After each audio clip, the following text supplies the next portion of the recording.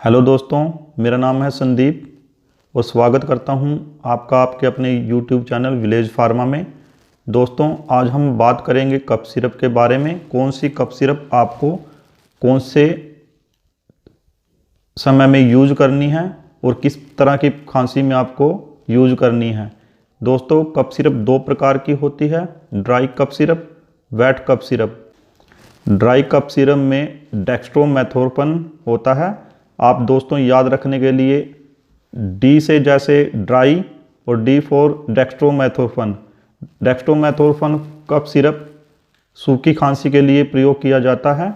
और कई बार जैसे दोस्तों साथ में रेनी नोज़, आँखों से पानी आ रहा है और साथ में ब्लॉक नोज़ हो रही है, तो ऐसे में आप डेक्स्ट्रोमेथोर्पन के साथ क्लोरोफिनेरामाइन मैलिएट या फिनाइलफ्राइन यूज कर सकते हैं। ऐसे में आपको ड्राई कफ के साथ जो जुकाम हो रहा है, कोल्ड हो रहा है, उसमें भी काफ़ी आराम मिलेगा। तो ड्राई कफ सिरप प्रयोग करते समय आपको एक बात का ध्यान रखना है, जैसे आपके घर में कोई भी अस्थमैटिक पेशेंट है तो उसको कभी भी डेक्स्ट्रोमेथोर्पन वाली कफ सिरप नहीं देनी है। उसके लिए आगे मैं इसी वीडियो में आपको बताऊंगा, जैसे अस्थमैटिक पेशेंट होते हैं उनको किस तरह की कफ सिरप आप दे सकते हैं। तो दोस्तों अब हम बात करेंगे वेट कफ सिरप के बारे में।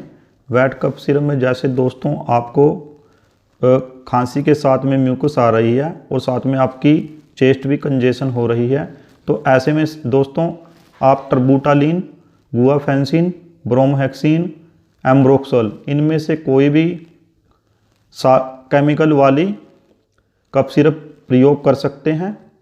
जैसे दोस्तों मेरे पास ग्रिलिंगटस BM है, इसमें टर्बूटालिन, ब्रोमोहेक्सिन पाया जाता है और कई कफ सिरप में गुआफेंसिन भी पाया जाता है। गुआफेंसिन दोस्तों हमारी जो चेस्ट में बलगम जमा होता है उसको पतला करता है और इजीली उसको निकालने का काम करता है। दोस्तों कोई भी कफ सिरप बुरी नहीं होती है। आपके एरिया में जो भी कफ सिरप अवेलेबल रहती है आप उसको प्रयोग कर सकते हैं, पर उस प्रयोग करने से पहले आप देख लीजिए आपके लिए ये सही रहेगा या नहीं। दोस्तों टर्बूटालिन के साथ में कई कफ सिरप में साल्बुटामोल, लीवोसाल्बुटामोल पाया जाता है। दोस्तों कई बार मैं आपको बता देना चाहता हूँ, जो भी वेट कफ सिरप में प्रयोग होने वाली मोस्टली कफ सिरप होती हैं, आप प्रयोग करिए ब्रोंकोडाइलेटर का। ब्रोंकोडाइलेटर आपकी कंजेशन को क्लियर करेंगी और आपको आराम भी देगी। पर दोस्तों एक बात आपको मैं ध्यान देने वाली ये बता देना चाहता हूँ, कब से आप जब टर्बूटालिन या लीवोसाल्बुटामोल कफ सिरप प्रयोग करते हैं तो आपके साथ पैल्पिटेशन, ड्रोजीनेस या कई बार ऐसा हो सकता है कि आपको अच्छा महसूस ना हो, एकदम से घबराहट हो जाए और कंपकपी हो सकती है हाथों में। तो ऐसे में दोस्तों आपको क्या करना है, जो आप डोज कफ सिरप की ले रहे हैं उसको घटा दीजिए।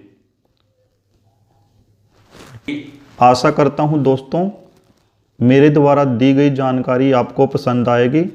दोस्तों वीडियो को लाइक कीजिए, चैनल को सब्सक्राइब कीजिए और दोस्तों मेरे वीडियो को ज़्यादा से ज़्यादा शेयर कीजिए ताकि मुझे मोटिवेशन मिले और मैं आपके लिए आगे भी ऐसी बेहतरीन वीडियो लेकर आता रहूँगा जिससे आपको अच्छी जानकारी मिलेगी।